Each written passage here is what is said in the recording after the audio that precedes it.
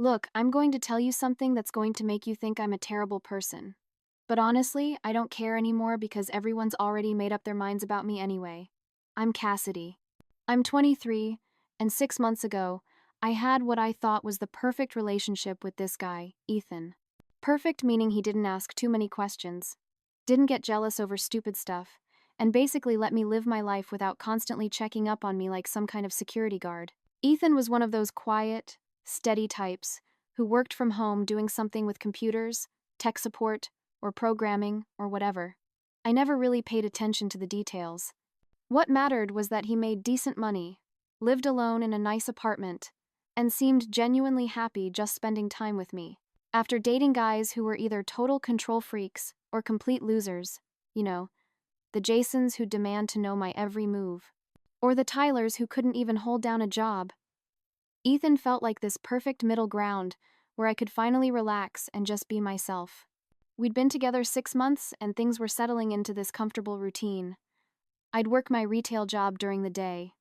He'd do his computer thing from home. Evenings, we'd order takeout, watch Netflix, talk about random stuff. It wasn't exciting, exactly, but it was peaceful.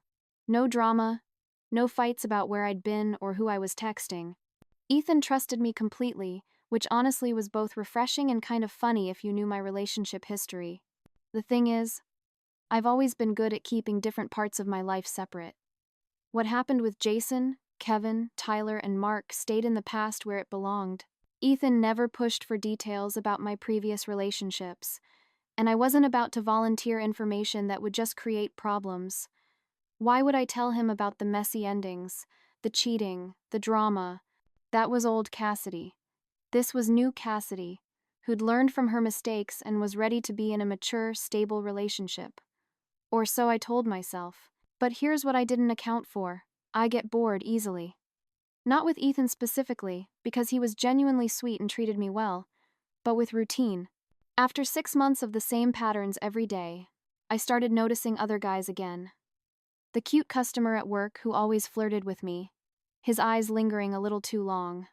The guy at the coffee shop who remembered my order and smiled like he was interested in more than just serving me caffeine. My neighbor who'd moved in recently and always seemed to be outside when I was coming or going, offering a friendly, suggestive wave. I wasn't planning to do anything about these little attractions. I'm not some kind of monster who deliberately sets out to hurt people, but I also wasn't making any effort to shut them down either. When the customer asked for my number, I gave it to him just as friends. I clarified, but with a smile that left room for interpretation. When the coffee shop guy suggested we hang out sometime, I said maybe, my tone light and inviting. When my neighbor invited me over for drinks, I said I'd think about it, never actually closing the door. Looking back, I can see that I was already setting up my backup options without really admitting it to myself. That's just how I operate. I like having choices, having people interested in me, having doors I can walk through if my current situation stops working for me. It doesn't mean I don't love Ethan. It just means I'm practical about relationships and what happens when they run their course. It's about self-preservation, really. Why commit entirely to one thing when you know, deep down, that things rarely last? It's just being smart. The night everything changed started so normally, it's almost laughable. Ethan had been working on some big project all week and was finally done. So, he decided we should celebrate. He bought this expensive bottle of wine he'd been saving, cooked dinner instead of ordering out, lit candles, the whole romantic setup. I remember thinking how sweet he was being, how lucky I was to have someone who actually made an effort to make me happy instead of just expecting me to be grateful for their presence. But I also remember thinking how naive he was, how he had absolutely no idea who I really was or what I was capable of. Ethan saw me as this honest, straightforward person because that's what I'd shown him. But the real me, the me who'd cheated on every serious boyfriend I'd ever had, that version was completely hidden from him. And sometimes I wondered what would happen if he ever found out. It was a morbid curiosity, a little thrill in the back of my mind. That's when the wine started hitting me harder than usual, loosening my tongue and blurring the edges of my carefully constructed persona. Ethan was asking about my day, my week, just normal couple conversation. But then he started asking about my past relationships. Nothing invasive or suspicious. Just curious questions about how long they'd lasted, why they'd ended, what I'd learned from them. The kind of getting to know you better talk that couples have when they're getting more serious and thinking about a future together. And that's when my mouth decided to completely betray me. So there I was, wine making my tongue loose and my judgment questionable, and Ethan asking these innocent questions about my relationship history. At first, I was giving him the usual vague answers I'd perfected over the years. We just grew apart. Timing wasn't right. We wanted different things. You know, the standard breakup explanations that sound mature and reasonable without actually explaining anything real. But Ethan kept asking follow-up questions in that gentle, genuinely interested way of his. What kind of different things? How did you know you were growing apart? Was it hard to end things? He wasn't being nosy or suspicious. He was just trying to understand me better. And the wine was making me feel chatty and reckless, and like maybe it was time someone knew the real me, instead of this carefully edited version I'd been presenting. I don't know what came over me. Maybe it was the alcohol. Maybe it was this weird urge to shock him and see how he'd react to the truth. Or maybe I was just tired of pretending to be someone I wasn't. But I started telling him what actually happened in my previous relationships. You want to know why Jason and I broke up? I heard myself saying, the words coming out almost playfully, a dark confession. I cheated on him with his roommate Marcus, multiple times in their apartment, while Jason was at work. Ethan's expression didn't change much, just got a little more focused, a flicker of something unreadable in his eyes. So, I kept going. And Kevin? I was seeing his best friend behind his back for 3 months before Kevin found out through someone else. Tyler caught me texting another guy, but honestly, I was already planning to break up with him anyway, so it didn't really matter. The words were just pouring out of me like I was confessing to a priest, except the priest was my boyfriend, who had no idea what kind of person he'd been sleeping next to for 6 months. I could see Ethan getting quieter and quieter, but I couldn't stop myself. It felt good to finally tell someone the truth about who I really was. And Mark, I continued, refilling my wine glass, the liquid a comforting warmth in my hand. Poor Mark thought we were going to move in together. He was literally showing me apartment listings and talking about getting a joint bank account. Meanwhile, I was meeting up with this guy from my gym 3 times a week for months. By the time I finished talking, I'd basically confessed to cheating on every serious boyfriend I'd ever had.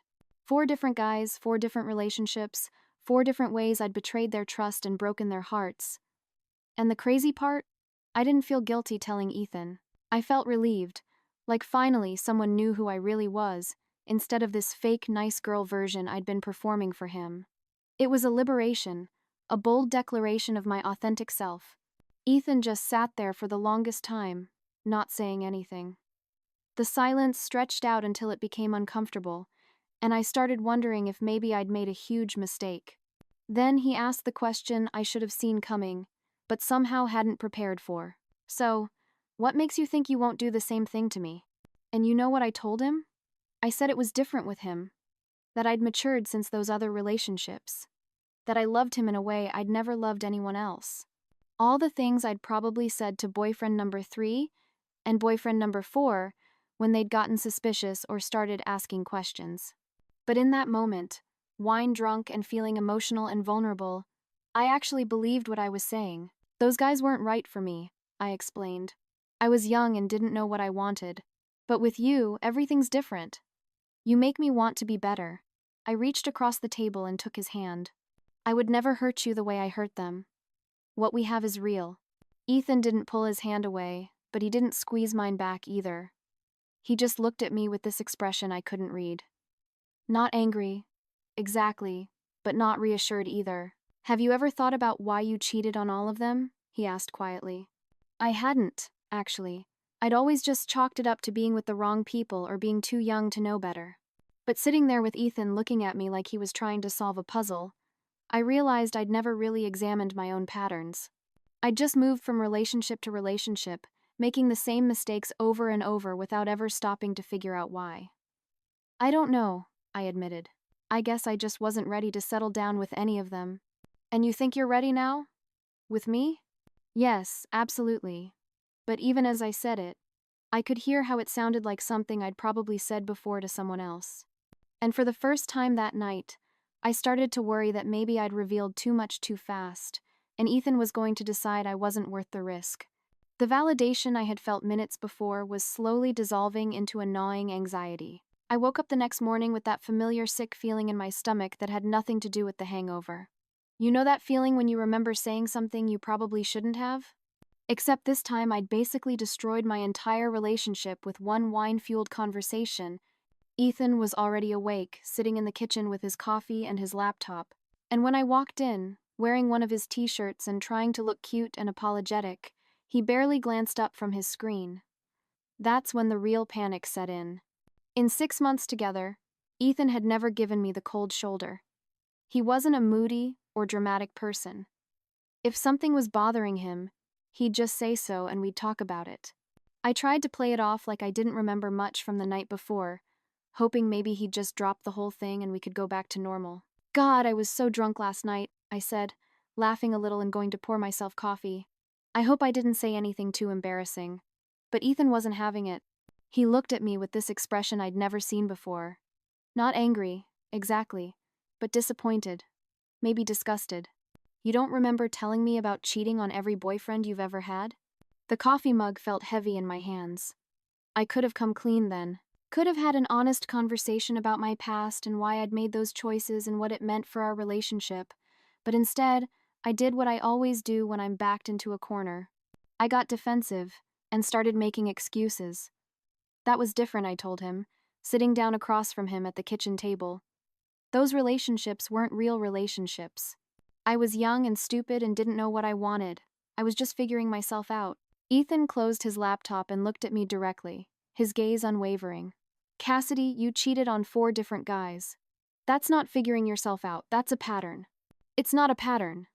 I shot back, even though, obviously, it was. It's just coincidence. Those guys weren't right for me.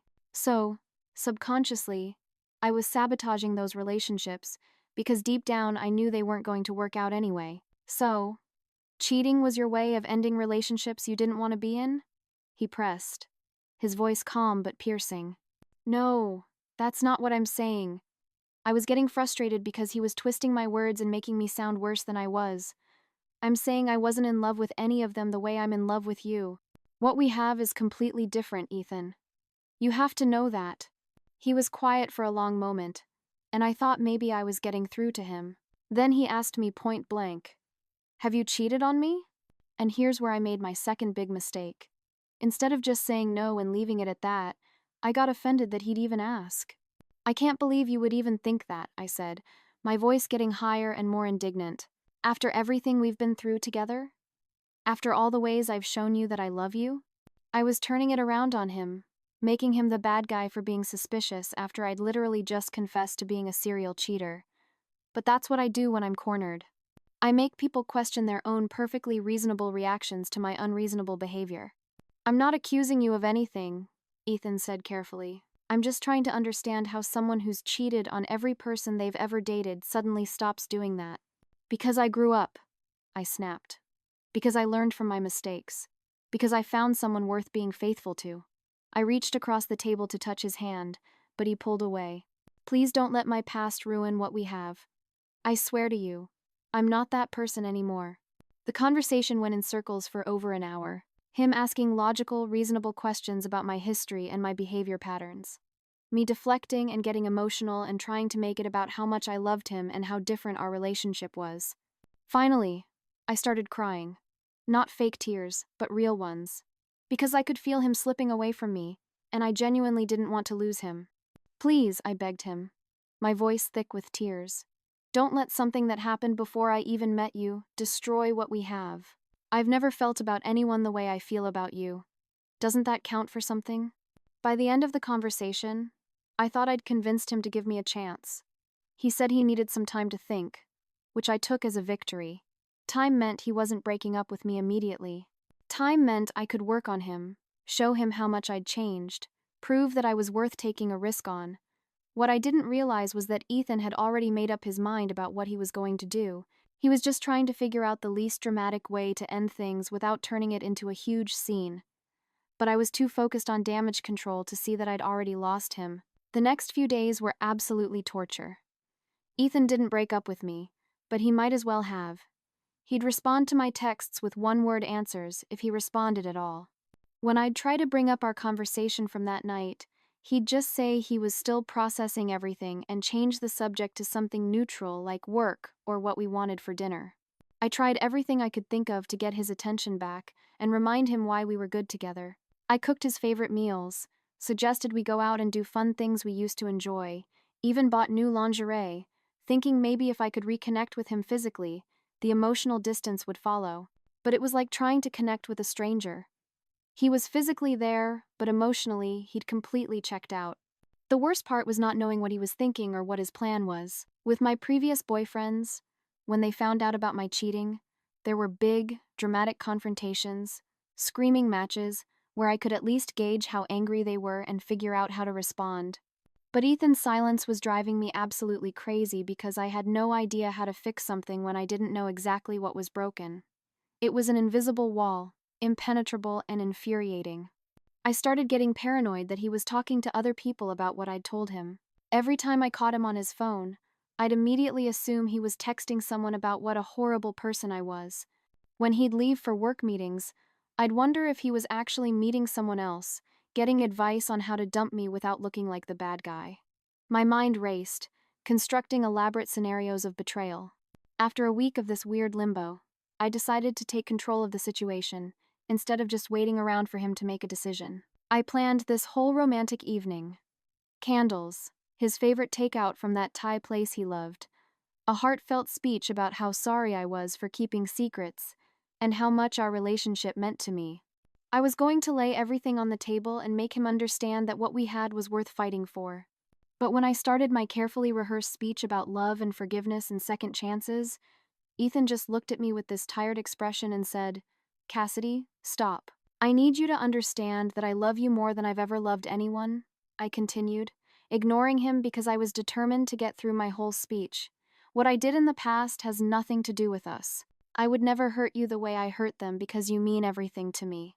"Stop," he said again. Louder this time, his voice firm. "Just stop talking." That's when I knew I was losing him. And instead of accepting it gracefully or trying to have an actual conversation about our relationship, I did what I always do when I'm desperate. I started making promises I had no intention of keeping and subtle threats designed to manipulate him into staying. "If you leave me over something that happened before I even met you, you're going to regret it," I told him, my voice laced with a desperate urgency. "You'll never find someone who loves you the way I do. Most girls would have just lied to you about their past. But I was honest because I trusted you to understand." Ethan didn't respond to my manipulation attempt. He didn't argue with me or try to reason with me or get drawn into the drama I was trying to create. He just stood up calmly, walked to the bedroom, and started putting clothes into a bag. Not dramatically or angrily, just methodically, like he was packing for a business trip. "What are you doing?" I asked. Following him and watching him fold t-shirts and jeans like this was completely normal. "I'm leaving," he said without looking at me. "Where are you going? For how long?" "I don't know yet. I just need to not be here right now." I tried every manipulation tactic I could think of in the next 10 minutes. I cried. I yelled. I tried to physically block him from leaving the apartment. I promised to go to therapy, to change everything about myself, to do whatever he wanted if he'd just stay and work things out with me. But nothing worked. He just kept packing like I wasn't even there, having a complete breakdown right next to him. The last thing he said to me before walking out the door was, "I'll come back for the rest of my stuff this weekend when you're not here," and then he was gone. No final fight, no dramatic declaration about how I'd broken his heart or ruined everything. Just gone. Like our 6-month relationship had meant absolutely nothing to him. I called him probably 50 times that first night. Every single call went straight to voicemail. I texted him long paragraphs explaining myself, apologizing, begging him to just talk to me so we could figure this out like adults. Nothing. It was like he'd vanished from the face of the earth. The next few days were a blur of me trying to find him and figure out where he'd gone. I drove by his office building, called mutual friends, even showed up at the coffee shop near his work, thinking maybe he'd be there, but it was like he'd planned this whole disappearing act. His social media went completely quiet. His friends claimed they didn't know where he was, and I had no way to reach him. That's when the anger started setting in. Who was he to just cut me off completely without even trying to work things out? After 6 months together, after everything we'd shared, didn't I deserve better than being ghosted like some random hookup he wanted to forget about? I started telling people my side of the story. How Ethan had abandoned me over something that happened in my past. How he'd refused to even discuss our problems like mature adults. I made myself the victim in every conversation, talking about how I'd been honest with him about my mistakes, and he'd punished me for my honesty. And, honestly, the more I told the story, the more I started believing it myself. 3 weeks after Ethan walked out, I was still telling anyone who'd listen what a coward he was for leaving me instead of trying to work through our problems together. I'd convinced myself that I was better off without someone who couldn't handle dating a real person with a real past, instead of some perfect fantasy girlfriend who'd never made any mistakes. I was strong, I was authentic, and he was clearly too weak for me. But then I started hearing things, little comments from mutual friends about how Ethan seemed so much happier lately and how he was really focusing on himself and his career. It annoyed me because obviously he was just putting on a show to make it seem like he was fine without me, but I figured eventually the truth would come out and people would see that he was just as miserable as I was. It was just a matter of time before he came crawling back. Then Brooke, one of our mutual friends from his work, mentioned something during coffee that made my stomach drop. "Oh, Ethan's seeing someone new," she said casually, like she was talking about the weather. "She seems really sweet. I think they met through work." I tried to play it cool and not let her see how much that information bothered me. "That's fast," I said, stirring my latte and trying to sound mildly interested instead of completely devastated. "I don't know," Brooke shrugged. "He said they'd been friends for a while, and she helped him through some stuff recently. Sometimes the best relationships grow out of friendships, you know." That's when it hit me. While I'd been desperately trying to contact him and figure out where he'd gone, Ethan had been confiding in another woman, some coworker named Chloe who'd swooped in to comfort him during our rough patch, and probably turned him against me even more than he already was. I felt sick thinking about him sharing intimate details about our relationship with some random girl who'd probably been waiting for her chance to steal him away from me. But the real punch to the gut came 2 months later when I saw them together at this restaurant downtown. I was there on a date with some guy I'd met through a dating app, partly because I was lonely, and partly because I wanted to prove to myself that I could move on too and didn't need Ethan anyway. I spotted them at a corner table, and my first instinct was to leave immediately. But I couldn't stop staring at them. Ethan looked completely relaxed and happy, in a way I'd maybe seen twice in our entire relationship. The girl, Chloe, was petite and brunette, nothing like me, and she was laughing at something he'd said while he smiled at her like she was the most fascinating person in the world. They were holding hands across the table like teenagers, completely absorbed in each other and their conversation. I watched them for probably 20 minutes, barely paying attention to my own date. And the whole time, I kept waiting for Ethan to look uncomfortable or distracted or like he was thinking about me. But he never did. He looked like a man who'd found exactly what he wanted and was perfectly content. I spent the rest of my date distracted and angry, stealing glances at their table and feeling this rage build up inside me. This was supposed to be temporary. Ethan was supposed to realize he'd made a mistake and come back to me once he'd had time to think clearly. But watching him with her, seeing how genuinely happy he looked, I could tell this wasn't some rebound relationship he was using to get over me. This was something real. 6 months later, I heard through the grapevine that they'd moved in together. A year after that, someone mentioned they were engaged. Meanwhile, I'd gone through 3 more relationships, each one ending the same way mine always did, with me getting bored and them eventually catching me with someone else. Jason, Kevin, Tyler, Mark, and now David, Michael, and Ryan. The faces changed, but the ending was always the same. Even now, 2 years later, I still check Ethan's social media sometimes just to see what he's up to. He looks genuinely happy with his wife, Chloe. They travel together, have this whole group of couple friends, post pictures from dinner parties and weekend trips and all that domestic bliss stuff I used to make fun of when we were together. And the worst part? I know I could never have that kind of relationship with anyone because I don't actually want it. I want the excitement of new attraction, the thrill of secret relationships, the power that comes with keeping people guessing about my intentions. It's a rush. A constant validation. But I'm not going to sit here and pretend I'm the villain in this story. Ethan knew who he was getting involved with when he started dating me. Maybe not the specific details, but he knew I wasn't some innocent girl next door who'd only been with two guys and saved herself for true love. And when I was finally honest with him about my past, when I trusted him enough to tell him the truth about my previous relationships, he couldn't handle it. That says more about his character than mine. Some people just can't handle being with someone who's lived a real life instead of some fairy tale fantasy. Ethan wanted someone safe and predictable and boring, someone who would never challenge him or make him question anything about himself. When he realized I was more complicated than that, he ran away instead of trying to understand me or work through our problems together. So, yeah, maybe I have a pattern of cheating in relationships, but at least I'm honest about who I am instead of pretending to be someone I'm not. At least I don't abandon people the second things get difficult or complicated. Ethan got scared of my past and decided I wasn't worth the risk. And that's his loss, not mine. I'm done trying to be someone else's idea of the perfect girlfriend. If that means I'll never have the white picket fence and joint bank account lifestyle that Ethan apparently wanted, then so be it. I'd rather be alone and authentic than fake and coupled up with someone who can't handle the real me.